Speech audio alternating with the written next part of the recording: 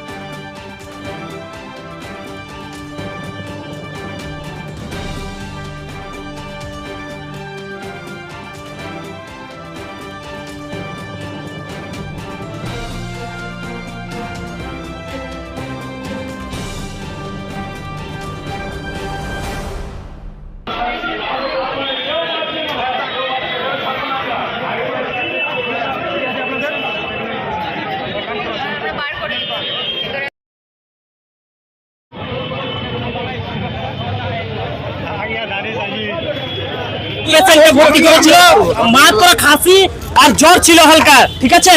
এরা ভর্তি করেছে, ডাক্তার ছিল না, এরা ট্রিটমেন্ট চালু করে দিয়েছে। ডাক্তার দুদিন পর এসছে, পেশেন্ট মারা গেছে আজকে।